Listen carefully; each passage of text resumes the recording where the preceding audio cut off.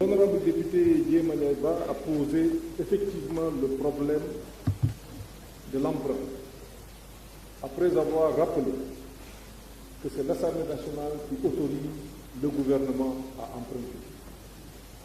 Au titre de la loi de finances 2018, c'est 1686 milliards qui ont fait l'objet d'autorisation. Ces 1686 milliards concernent aussi bien l'emprunt pour financer le déficit, mais aussi toutes les sommes et toutes les ressources que nous pouvons attendre de la communauté internationale, que ce soit un don, un prêt-projet ou un prêt-programme. Le gouvernement ne peut pas prendre un seul franc sans que ça soit autorisé par l'Assemblée nationale. Cette année, l'option a été prise d'aller au niveau des marchés internationaux pour un eurobond.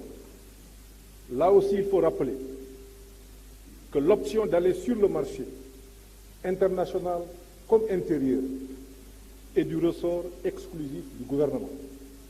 C'est parce que nous avons la capacité d'aller sur les marchés internationaux. C'est parce que nous faisons partie des 15 pays pouvant aller sur les marchés internationaux. C'est parce que aussi, le Premier ministre l'a rappelé, et c'est un aspect important, que le président Macky Sall jouit d'une crédibilité et d'une confiance, parce que la politique mise en œuvre, notamment à travers le PSE, est soutenue, plébiscitée par la communauté internationale, que nous avons décidé cette année d'aller sur les marchés internationaux. Le Sénégal aussi fait partie des pays qui sont notés. Et nous avons deux agences de notation, Standard & Poor's et Moody's, qui ont noté le Sénégal, et le Sénégal fait partie des pays africains qui ont vu sa notation être revue à la hausse cette année. Sur les marchés internationaux, qu'est-ce que nous avons fait? Nous avons exposé la politique économique définie par le président Macky Sall. Nous avons rendu compte aussi de l'utilisation des ressources que le Sénégal avait empruntées en 2017. Rappelons que le Sénégal a été sur les marchés pour la première fois en 2009, puis en 2011 avec un taux de 8,75%, en 2014 avec un taux de 6,25%, mais sur une maturité de 10 ans, 2017, 6,25%, mais pour 15 ans. Là, le Sénégal s'est attaqué à la tranche de 30 ans. Pour la première fois, nous avons levé en euros 1 milliard d'euros. 1 milliard d'euros en euros, c'était la première fois avec un taux de 4,75%, moins que d'autres pays qui ont levé une somme équivalente et avec une maturité plus courte. Nous avons aussi levé sur le marché des dollars, 1 milliard de dollars sur 30 ans. Ça signifie quoi? Ça signifie que les investisseurs font confiance au Sénégal pour les 30 années à venir. Ça signifie quoi? Ça signifie que le cadre macroéconomique est robuste. Ça signifie que le Sénégal n'a pas un problème de surendettement.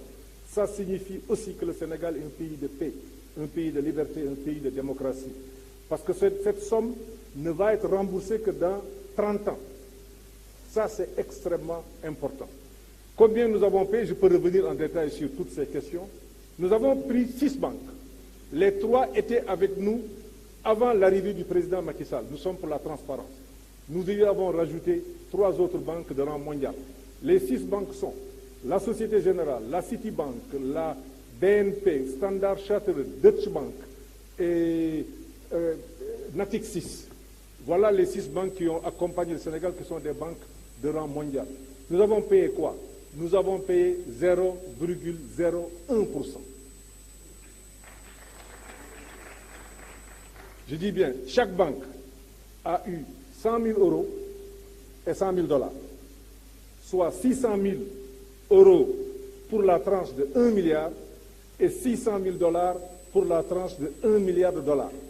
Nous avons payé en plus pour l'opération de rachat exactement 26 000 dollars à la société qui a négocié le rachat. Je dis bien 26 000 dollars. Donc c'est une opération transparente. Les opérations sur les marchés internationaux ne peuvent pas souffrir de combine ni de combinaison. C'est impossible.